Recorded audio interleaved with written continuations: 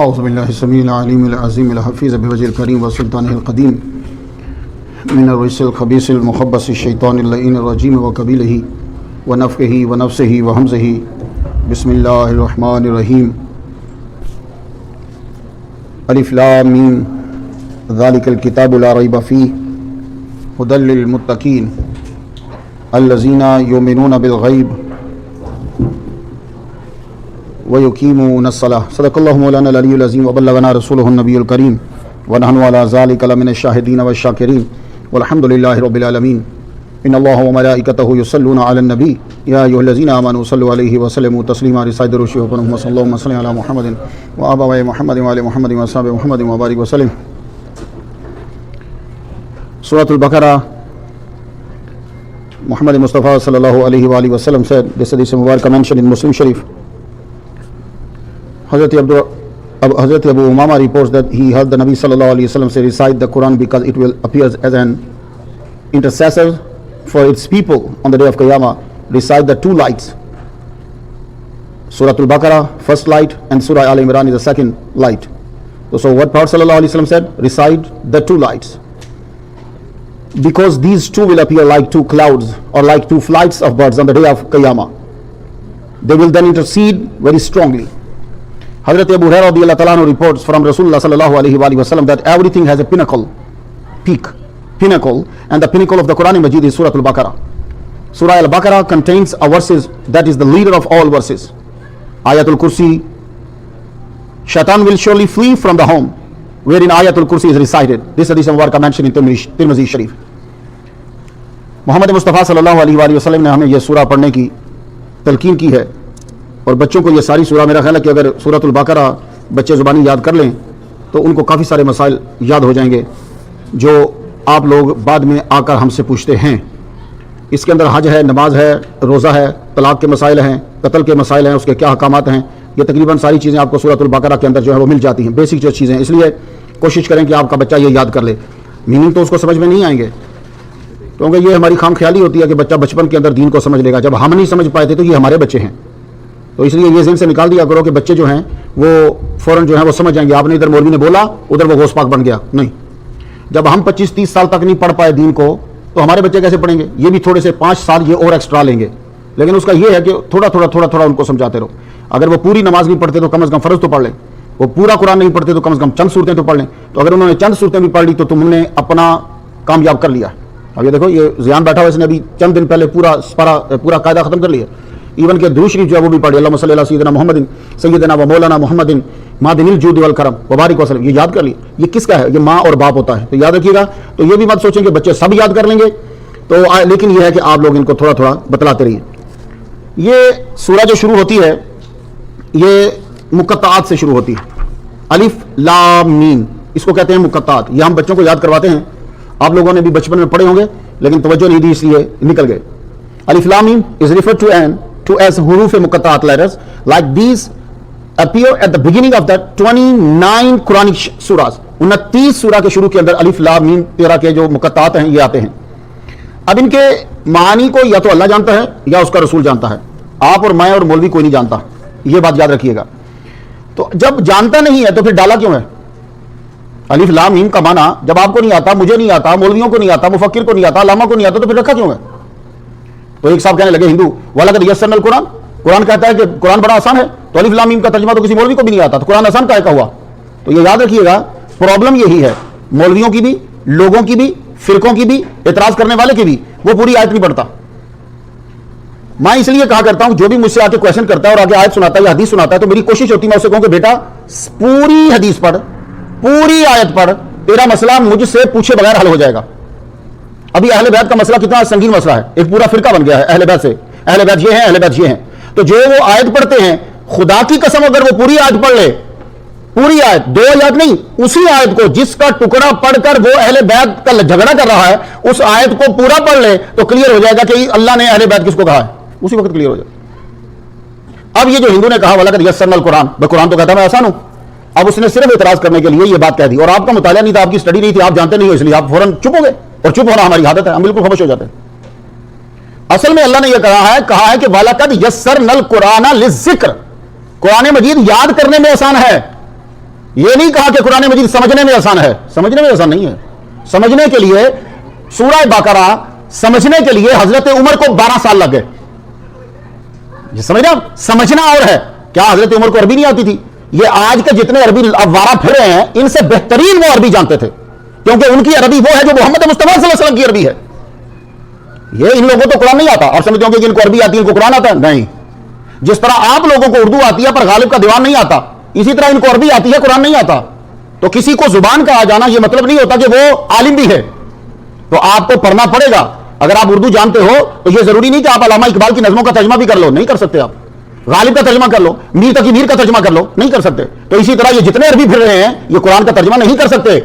اسی چیز نے آپ کو گمراہ کیا. آپ نے سمجھا یہ عربی پڑھتے ہیں سارے ولی اللہ ہیں. نہیں، ایسا نہیں ہے. قرآن کا علم اور چیز ہے، حدیث کا علم اور چیز ہے، زبان بولنا اور چیز ہے. اب الف لام میم جو ہے، الف لام میم، اب اس کا ترجمہ نہیں آتا تو پھر اللہ تعالیٰ نے اسے رکھا کیوں؟ تو سنیے، جب الحمدللہ نازل ہوئی اتنی آسان اور سمپل ہے کہ آپ سب کو سمجھ میں آ گیا. جو ہی سمجھ میں آیا آج بھی کہ واہ بھائی واہ یہ تو بڑا آسان ہے، ہم تو فوراً سمجھ جائیں گے. آگے فوراً الف لام میم آ گیا. جب الف لام میم آیا سارے کے سارے علماء، سارے کے سارے اہل زبان جاننے والے، ایون کہ حضور صلی اللہ علیہ وآلہ وسلم کے دور کے جو صحابہ ہیں سارے کے سارے چپ کر گئے. صحابہ ہی کیا، خود جبریل علیہ السلام چپ کر گئے. جبریل علیہ السلام کہہ رہے ہیں یا رسول اللہ مجھے سمجھ نہیں آ رہی یہ کیا ہے. آپ نے فرمایا تو بولتا چل، جو رب نے بھیجا ہے میں سمجھ رہا ہوں، میں سمجھ رہا ہوں. تو یہ سارے جو چپ ہو گئے، تو جب چپ ہوئے تو اب الف لام میم کا فائدہ یہ ہے کہ جو ہی چپ ہوئے تو پھر منہ سے یہی نکلا کہ یار رب جانے یا محمد مصطفیٰ جانے. یہ کہلوانے کے لیے الف لام میم کو رکھا ہے کہ تمہیں معلوم ہو جائے کہ یہ خدا کی کتاب ہے. اگر یہ تم سمجھ جاتے یا یہ کسی انسان کی کلام ہوتا تو پھر تمہیں الف لام میم کا ترجمہ ضرور آتا. کیوں؟ یہ الف لام میم ایک چیلنج ہے پوری دنیا کو. 29 صورتوں کے شروع میں یہ جو آ رہا ہے نا یہ چیلنج ہے. کیوں؟ اب آپ دیکھیے کہ جب آپ کے پاس مٹیریل ہو، آپ کے پاس سکل ہو، آپ کے پاس ماڈل ہو اور آپ کے پاس مقصد ہو اور پھر بھی آپ چیز نہ بنا پائیں تو لگتا ہے کہ کوئی چیز، کام کی کوئی چیز بیچ میں ہے، کوئی مسئلہ ہے. اب آپ چائنا چلے جائیے، آپ کو ہر چیز بنا کے دے دے گا. کیوں؟ اس کے پاس سکل ہے، ڈائی ہے اس کے پاس جو ہے وہ مٹیریل ہے، اس کے پاس ماڈل ہے. آپ اس کو دکھاتے ہو مجھے یہ آئی فون اس طرح کا چاہیے، وہ بنا کے دے دے گا. اور اس کے پاس مقصد ہے، اس کو پیسے چاہیے. آپ اس کو ین دو، آپ اس کو ماڈل دو، سکل اس کے پاس ہے، مٹیریل وہ خرید لے گا، چیز بنا کے تمہیں دے دے گا. عربیوں کے پاس سکل ہے، عربی بولتے ہیں، مٹیریل ہے، الف با تا سا جی ہاں سب مٹیریل ہے، اور ماڈل محمد مصطفیٰ کا قرآن سامنے ہے، اور مقصد نبی کو جھوٹا کرنا ہے. پھر بھی قرآن نہیں بنا پا رہے. اس سے ثابت ہوا یہ محمد مصطفیٰ کا کلام نہیں ہے، یہ خالق کائنات کا کلام ہے. یہ الف لام میم اس لیے رکھی ہے. تو اب وہ جس ہندو نے کہا تھا کہ وَلَقَدْ يَسَّرْنَا الْقُرْآنَ عَلَيْهِ، تو وہ تھوڑا پڑھ کر آپ کو گمراہ کر رہا ہے. تو سمجھو قرآن نصیحت پکڑنے کے لیے آسان ہے، قرآن زبانی یاد کرنے کے لیے آسان ہے. یہ نہیں کہ قرآن سمجھ بھی تم جاؤ گے جلدی، نہیں، سمجھنے کے لیے تمہیں ٹائم لگے گا. 12 سال حضرت عمر رضی اللہ تعالیٰ عنہ کو لگ گئے سورۃ البقرہ کو اچھی طرح سے سمجھنے سے.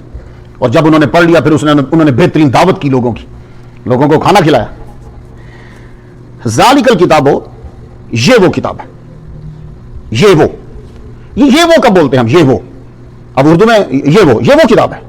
یہ وہ تب بولتے ہیں اب اردو میں جب آپ نے اس کا تذکرہ پہلے کیا ہو. آپ، مجھے کسی بندے نے دیکھا نہیں ہے، آپ نے کہا جی نیمی صاحب جو ہیں وہ تقریر کرتے ہیں، نیمی صاحب عربی مسجد میں خطیب ہیں، آپ نے باہر کہا. تو جب آپ اس بندے کو لے کر آئے تو اب آپ نے کہا یہ وہ ہیں. تو باہر آپ نے کہا تھا نیمی صاحب عربی میں خطیب ہیں، نیمی صاحب لیکچر دیتے ہیں، نیمی صاحب یوں ملکوں میں جاتے ہیں، یہ آپ نے بتایا نا. تو آپ کے برین میں تھا، جو ہی آپ اس کو سامنے لے کر آئے تو کہا یہ وہ ہے. تو جس کا تذکرہ پہلے ہو چکا ہو اس کے لیے کہتے ہیں کہ یہ وہ ہے. تو ذالک الکتاب، یہ قرآن مجید یہ وہ ہے، یہ وہ کتاب ہے جس کا تذکرہ حضرت ابراہیم علیہ السلام کے صحیفے میں ہے، یہ وہ کتاب ہے. جس کا تذکرہ حضرت داؤد علیہ السلام کی زبور میں ہے، یہ وہ کتاب ہے. جس کا تذکرہ موسیٰ علیہ السلام کی کتاب میں ہے، یہ وہ کتاب ہے. جس کا تذکرہ انجیل میں ہے، یہ وہ کتاب ہے. جس کا تذکرہ پہلی کتابوں کے اندر موجود ہے، یہ وہ کتاب ہے. اسے معمولی مت سمجھو. تو کتاب کسے کہتے ہیں؟ آپ کتاب تو بولتے تو کتاب کسے کہتے ہیں؟ کتاب کہتے ہیں جس کے اندر کوئی ایک سبجیکٹ، کوئی ایک مسئلہ آپ نے جمع کر دیا ہو، اس کو کہہ دیتے ہیں کتاب. قرآن مجید کے اندر انسان کے جتنے بھی ضروری چیزیں تھیں وہ سب جمع کر دی. لیکن قرآن کا یہ خاصہ ہے کہ قرآن یہ واحد کتاب ہے جس کے اندر سارے علوم ہیں، اور کسی کے اندر سارے علوم نہیں ہوتے. اور کوئی ایسی کتاب نہیں جس میں کوئی غلطی نہ نکلے. امام شافعی نے کتاب لکھی، ان کے شاگرد نے جب بھی پڑھی تب بیچ میں کوئی مسٹیک نکل آئے تو آخر میں انہوں نے کہا بیٹے چھوڑ دے، یہ جب تک تم اس کو پڑھتے رہو گے غلطی ضرور نکلے گی، کیونکہ جس میں غلطی نہیں ہے وہ صرف اللہ کی کتاب ہے. ایک صاحب ہیں، بہت بڑے اسکالر ہیں، مفسر بھی ہیں، ان کے بیٹے سے نہ ملا, وہ کتابیں چھاپتے ہیں. کہنے لگے کہ تقریباً آپ بلیو کرو گے کہ ہم نے 100 بار اس کو پڑھا چھاپنے سے پہلے, پھر بھی کوئی نہ کوئی غلطی رہ گئی. تو اگر غلطی نہیں ہے کسی میں تو وہ صرف قرآن مجید ہے. تو ذالکل کتابو, اس کے اندر ولا رطب ولا یابس الا فی کتاب مبین, ہر خشک اور تر چیز اس کے اندر جمع ہے قرآن کے اندر, ہر خشک اور تر چیز. اب چیزیں دنیا میں دو ہی ہیں, یا وہ تر ہوگی یا وہ خشک ہوگی, تیسری چیز ہو ہی نہیں سکتی. یعنی یا وہ زندہ ہوگی یا وہ مردہ ہوگی, خشک میں نے مردہ, تر میں نے زندہ. تو دنیا میں چیزیں دو ہی ہیں. کیا یار سٹائل ہے رب تعالیٰ کا, دو لفظ بول کر پوری دنیا اس کے اندر بند کر دی, یا تو وہ تر ہے یا وہ خشک ہے. تو ولا رطب ولا یابس الا فی کتاب مبین, معلوم ہوا کہ اس قرآن میں تمام علوم ہیں, اور یہ قرآن محمد مصطفیٰ کے دل پہ اترا ہے. تو جب قرآن میں تمام علوم ہیں اور یہ قرآن حضور کے دل پہ اترا ہے, تو پتا چلا کہ تمام علوم محمد مصطفیٰ کے دل میں ہیں. تو اب کوئی آدمی کہے کہ نبی کو نہیں پتا, تو وہ قرآن کے علم پر اعتراض کر رہا ہے. تو ذالک الکتاب, یہ وہ کتاب ہے لا ریب فیہ, اس کے اندر کوئی شک نہیں. یہ لا ریب فیہ نے اللہ تعالیٰ کی سچائی, لا ریب فیہ نے جبریل علیہ السلام کی سچائی, لا ریب فیہ نے محمد مصطفیٰ کی سچائی, لا ریب فیہ نے صحابہ کرام کی سچائی کو ثابت کر دیا. لا ریب فیہ, اس کے اندر کوئی شک نہیں. ہندو بولا, اس نے بہت بڑی کتاب لکھی ہے, آپ کتاب پڑھیں چکرا جائے. کہنے لگا اس میں شک نہیں, تم کہتے ہو شک نہیں ہے. قرآن کی تفسیریں اٹھا دو, ایک بندہ اور ترجمہ کر رہا ہے, ایک مولوی اور ترجمہ کر رہا ہے, ایک مولوی دوسری تفسیر بیان کر رہا ہے, تو کہہ رہا ہے شک نہیں ہے. قرآن مجید کو ایک آدمی اس طرح پڑھا, ایک آدمی اس طرح پڑھا. والضحیٰ واللیل اذا سجی والضحیٰ واللیل اذا سجی, وہ سجے پڑھ رہا, دوہے پڑھ رہا, تم دوہا پڑھ رہے ہو. نارا کو نیر پڑھ رہا ہے, تو کہہ رہا ہے کہ اس میں تبدیلی نہیں ہے. دیکھا, جو یاد رکھنا, شیطان کوشچن بڑا ٹاپ کا کرے گا, ایسا کرے گا تم پھر جاؤ گے. اکثر مسجد میں لوگوں کو نہیں دیکھا بیٹھے ہوئے, کیسے کیسا کوشچن تم سے کرتے, تمہارا دماغ پھر جاتا ہے. تو یہ ضروری نہیں کہ وہ سچا ہوتا ہے. اب یہ جو ہندو نے سوال کیا ہے, آپ بتائیے, قرآن کہہ رہے اس میں شک نہیں ہے, 7 قراتیں ہیں قرآن کی, تفسیریں بھری پڑی ہیں. ایک آدمی کچھ ترجمہ کر رہا ہے, ایک صاحب نے تو جناب قرآن مجید میں 4 شادی ہیں, انہوں نے جناب اس سے 2 2 4 3 3 6 6 4 10 آگے 4 4 8 18 شادیاں ثابت کر دی. لو, انہوں نے بھی تو 18 ثابت کریں گے نا. تو تم کہہ رہے ہو کہ قرآن میں شک نہیں ہے. تو سنیے, لا ریب فیہ, یہ جتنے شک آپ کو نظر آ رہے ہیں یہ اس بندے کے دماغ میں ہیں. اللہ کہہ رہا ہے اس قرآن میں شک نہیں ہے. یہ جو شک نظر آ رہے ہیں وہ مولوی کی کم علمی کی وجہ سے ہے, یا مفسر کی کم علمی کی وجہ سے ہے, یا مفسر کا احاطہ نہ ہونے کی وجہ سے ہے کہ اس کو شک پیدا ہو رہا ہے. اب وہ سنیے, اس کی ایک مثال دیتا ہوں. امام شافعی فرماتے ہیں کہ عورت کو ہاتھ لگ جائے وضو ٹوٹ جاتا ہے. ان سے پوچھا آپ کے پاس دلیل کیا ہے, کہنے لگے قرآن کہہ رہا ہے کہ جس نے عورت کو چھوا وضو گیا. بالکل ٹھیک ہے. اب امام شافعی کہتے تو چپ کر کے تو چلے گئے, پر ہمارے حج کو تو پھنسا گئے نا. اب جو بندہ بھی طواف کر رہا ہوگا, لڑکی کو ہاتھ تو لگے گا, عورت کو ہاتھ کہیں نہ کہیں لگ گیا. اب تم 1 لاکھ بندہ کراس کر کے جاؤ, جا کے وضو کرو. اسی لیے امام شافعی کے جتنے بعد میں آنے والے ہیں انہوں نے وہی مسئلے کو اختیار کیا جو امام اعظم نے کہا ہے. ان کو احساس ہوا. کیوں؟ امام اعظم نے فرمایا کہ اگر عورت کو ہاتھ لگانے سے وضو ٹوٹتا ہے تو حضور صلی اللہ علیہ وسلم تہجد کی نماز پڑھ رہے ہیں اور حضرت بی بی عائشہ اپنا پاؤں مبارک آگے رکھی ہے, جو ہی حضور سجدے میں جاتے ہیں حضور ان کا ہاتھ لگاتے ہیں, اپنا ہاتھ لگا کے انہیں کہتے ہیں کہ پاؤں پیچھے کرو, کیونکہ جگہ تھوڑی ہے. وہ پاؤں پیچھے کرتی ہیں, آپ سجدہ کرتے ہیں, جب وہ کھڑے ہوتے ہیں پھر وہ پاؤں پسار لیتی ہیں, پھر آپ ہاتھ لگاتے ہیں. تو ایک نماز میں 2 نفلوں میں وہ 2 بار ہاتھ لگا رہے ہیں. تو اگر وضو ٹوٹ جاتا ہے تو حضور بے وضو نماز پڑھتے رہے ہیں. آپ سمجھے آپ. تو اگر اختلاف نظر آ رہا ہے تو احاطہ نہیں ہے. خوش نصیب ہو تم کے امام اعظم وہ امام ہے, ایک تو سارے اماموں کا باپ ہے, سارے اماموں کا استاد ہے, دوسرا اس کا علم پر احاطہ ہے. تو یہ سارے شکوک, لا ریب فیہ, اس میں شک نہیں ہے. اب آپ کو ماننا پڑے گا کہ اللہ سچا ہے. تو تم یہ نہیں کہہ سکتے کہ اللہ جھوٹ بول سکتا ہے. جس مولوی نے چندہ لے کے کہا کہ اللہ جھوٹ بول سکتا ہے, اس سے بہت بڑی غلطی ہوگی. کیوں؟ اگر جھوٹ بولنا ممکن ہو تو سچ بولنا ضروری نہیں ہوتا. منطق خدا کا واسطہ پڑھو تو پوری پڑھو.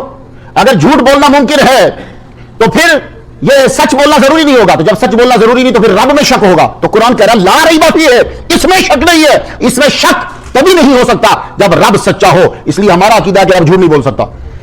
اللہ سچا, لا ریب فیہ تبھی ہوگا. جو لے کر آیا قرآن کو جبریل علیہ السلام وہ سچا, تبھی لا ریب فیہ ہوگا. اور محمد مصطفیٰ جنہوں نے آپ تک قرآن پہنچایا, جنہوں نے سنایا, وہ سچا, تبھی یہ لا ریب فیہ ہو سکتا ہے. اور آگے تمہیں قرآن کنہوں نے پہنچایا, وہ ہے صحابہ کرام. تو سارے صحابہ اور ان سارے میں سے 4 صحابہ کا پہلوں کا سچا ہونا ضروری ہے, ورنہ لا ریب فیہ نہیں صحیح ہوگا. تو اگر لا ریب فیہ کو مانتے ہو تو سارے صحابہ کو سچا مانو. تو اب جس نے یہ بکواس کی کہ عمرو کی بکری کھا گئی 10 سپارے, اس نے جھوٹ بولا ہے, وہ لا ریب فیہ پہ اعتراض کر رہا ہے. تو یہ مسلمانوں سب یاد رکھنا, لا ریب فیہ, ایسے نہیں 12 سال لگ گئے اس سورہ کے اوپر. اس سورہ کا ایک ایک لفظ جو ہے, لو ٹائم مکمل ہو گیا, ابھی میں نے صرف لا ریب فیہ پڑھا ہے. ہدی للمتقین, تیزی سے سن لو. ہدی للمتقین, یہ کتاب ہدایت دیتی ہے ان کو کہ جو اللہ سے ڈر رہے ہیں. میں یہ ترجمہ کر رہا ہوں. اردو میں اس کا ترجمہ یہ ہوتا ہے کہ جو المتقی ہیں. اس ترجمے کو دیکھ کر دوسرے نے کہا جو آلریڈی متقی ہے وہ پھر کیوں قرآن سے ہدایت لے گا؟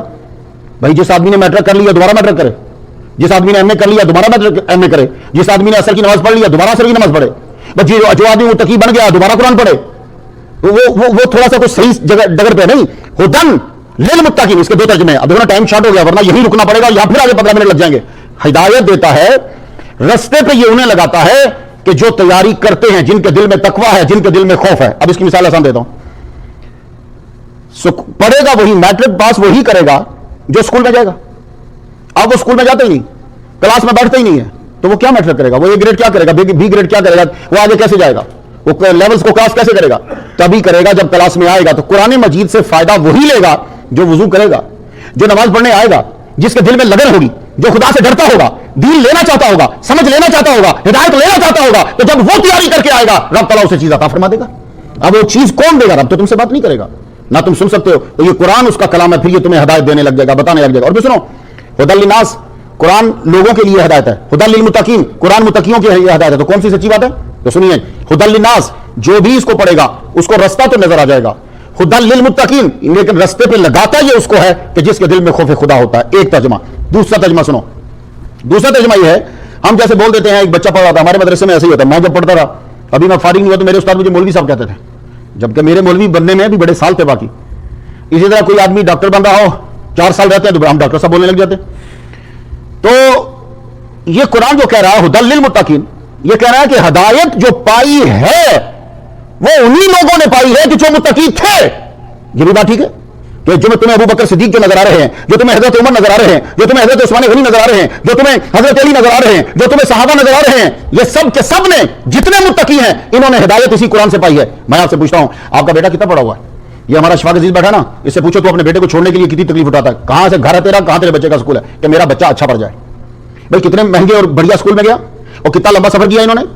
اب یہ بیٹھا زیان کے ابا کہہ رہا میں اپنے بیٹے کو مصر میں پڑھاؤں گا. بھائی اس بندے سے پوچھے کہ تو اپنے بیٹے کو اگر باہر کے ملک پڑھانا چاہتا ہے کتنی تکلیف ہوگی تجھے. تو تم نے صرف بی اے پڑھانے کے لیے، بیچلر کے لیے، ماسٹر کے لیے اتنے سال لگائے، اتنی تکلیف اٹھائی. میں تم سے پوچھنا چاہتا ہوں کہ جس قوم کا کام ہی ڈاکہ ڈالنا تھا، جس قوم کا کام ہی شراب پینا تھا، جس قوم کا کام بچیوں کو زندہ درگور کر دینا تھا، جس قوم کا کام وہی تھا جو آج لوگ کر رہے ہیں، ہر برائی ان کے اندر تھی، انہوں نے کون سی کتاب پڑھی اور کون سے اسکول میں وہ گئے؟ اور وہ بھی صرف 10 سال. یہ 13 سال مکے والے نکال دیجئے. اصل نالج شروع ہوا ہے مدینے میں. تو مدینے میں جو شروع ہوا 10 سال کے اندر ایک کتاب قرآن. کوئی ابو بکر صدیق بن رہا ہے، اسی کتاب کو پڑھ کے کوئی عمر بن رہا ہے کہ جس کے لیے انگریز کہہ رہا ہے اگر دنیا میں ایک عمر اور آ جاتا تو دنیا میں کوئی اور مذہب اسلام کے سوا نہ رہتا. یہ عمر اسی کتاب کو پڑھ کے جس نے 12 سال سورہ بقرہ پڑھنے میں لگا دیے، جس میں ابھی مجھے آدھا گھنٹہ ہو گیا 4 لفظوں کے اوپر. تو مسلمانوں یہی کتاب ہے جسے پڑھ کر حضرت علی حیدر کرار جیسا جج بنا ہے. یہی وہ کتاب ہے جسے پڑھ کر حضرت عثمان غنی جیسا جو ہے وہ بہترین تاجر بنا ہے. یہی وہ کتاب ہے جسے پڑھ کر حضرت عمر جیسا بہترین منتظم اور حاکم بنا ہے. یہی وہ کتاب ہے کہ جس کو پڑھ کر ابو بکر صدیق جیسا دنیا کا بہترین مدبر بنا ہے. ہدی للمتقین یہ کتاب ہے. ہم نے چھوڑ دی ہے، ہم نہیں پڑھتے. لیکن مسلمانوں اس کتاب کو پڑھو. الذین یؤمنون. متقی کون ہے؟ ایک بات کرتا ہوں تو دعا مانگتا ہوں. متقی وہ ہے کہ جو غیب پر ایمان لاتا ہے. اس میں گفتگو ہم کل کریں گے. دیکھا آپ نے، اب آپ کو سمجھ آئی ہوگی 12 سال کیوں لگے. ابھی ذالک الکتاب لا ریب فیہ پہ اتنا ٹائم لگ گیا. الذین یؤمنون بالغیب، وہ جو ایمان لاتے ہیں غیب پر. تو مسلمانوں اس کی تشریح میں ابھی نہیں جا رہا، میں آپ کو کل بتاؤں گا ایمان کیا ہے، غیب کیا ہے. ابھی اتنا سن لو کہ تم لوگ سب سے زیادہ بابرکت و صحابہ سے بھی زیادہ. اس وقت تقریباً 256 لوگ ہمیں اس وقت سن رہے ہیں، تو صبح تک یہ 4000 آدمی ہو جائیں گے. تو یہ جو 4000 4000 ہیں یہ بھی، اور آپ لوگ آپ زیادہ بابرکت ہو صحابہ کرام سے. کیونکہ وہ کیسے؟ لو حدیث سنو تو پھر دعا کی طرف بڑھ جائیں. حضرت عبداللہ ابن عمر کے پاس کوئی بندہ آیا، کہنے لگا آپ نے ان آنکھوں سے حضور کو دیکھا؟ کہنے لگے ہاں دیکھا. کہنے لگا آپ نے اس زبان سے حضور سے بات کی؟ کہنے لگے ہاں میں کی. کہنے لگے آپ نے اس ہاتھ سے حضور کی بات کی؟ کہنے لگے ہاں حضور کی بات کی. حضور کے ہاتھ پہ ہاتھ رکھا، حضور کے ہاتھ اس میں ملایا. وہ بندہ ایسے وجد میں آیا، غشی کھا کے گر گیا. اور جب اس کو ہوش آیا تو حضرت عبداللہ ابن عمر نے ایک جملہ سنایا. کہنے لگے سن، حضور کہتے کہ مبارک ہو وہ شخص کہ جس نے مجھے دیکھا اور ایمان لایا.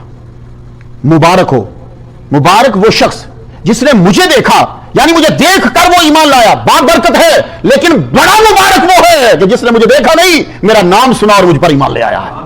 تو مسلمانوں یہ جو بھی جتنے 262 یہ سن رہے ہیں، اور جو آپ سن رہے ہو، جو بیویاں سن رہی ہیں، اور جو صبح تک سنیں گے ہزاروں، تمام کے تمام تم بڑے بابرکت ہو. تم نے نبی کو دیکھا نہیں ہے, بس سنا ہے کہ کالی کملی والا تھا, ایک آمینہ کا لال ہے, ایک آمینہ کا لال جس نے آپ جو مکے میں پیدا ہوئے تم نے سنا, اور تم نے سن کر کلمہ پڑھ دیا لا الہ الا اللہ محمد الرسول اللہ. بڑے بابرکت ہو. بس اس برکت کو برقرار رکھنا. انشاءاللہ گفتگو ابھی ختم نہیں, جاری ہے. وآخر دعوانا الحمدللہ رب العالمین. دعا مانگنا ہے سب کے لیے, الطاف صاحب کی والدہ کے لیے کہ اللہ ان کا سفر جو ہے وہ آسان فرما دے. کل کوشش کیجیے گا سب لوگ وہاں پہنچیں, اور سب کے دعا کیجیے. ہمیں بہت سارے ملکوں, اسپین سے, انڈیا سے, پاکستان سے, بہت سارے ملکوں سے لوگ جو ہے جوائن کرتے ہیں, یہاں کے بھی لوکل بھی ہیں, اور ان سب کے لیے آپ لوگوں نے دعا کرنا ہوا. باقی نیچے لکھا ہوتا ہے جی ہم فلاں ملک سے, ہمارے لیے بھی جرمنی سے ہیں, ہمارے لیے دعا کریں. تو بھائی ملکوں کے نام لوں گا نا تو لمبا ہو جائے گا. ہم دعا کرتے ہیں جو سن رہا ہے اللہ تعالیٰ سب پر اپنی رحمت نازل فرمائے. آمین. اللهم صل على سيدنا محمد وعلى محمد وآل محمد وصحبه محمد وبارك وسلم. یا رب لك الحمد كما ينبغي لجلال وجهك وعظيم سلطانك یا ارحم الراحمین. ہماری آج کی حاضری اپنی بارگاہ میں قبول فرما.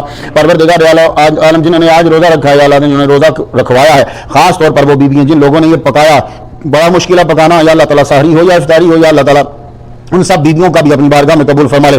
اور صرف ہماری ہی مسجد میں نہیں, جتنی مساجد کے اندر لوگ افطاری لے کر آئے ہیں, کھلائی ہے, ادائیگی کی ہے, پیسے دیے ہیں, تقسیم کیا یا کھایا, سب کے رزق میں برکت پیدا فرما.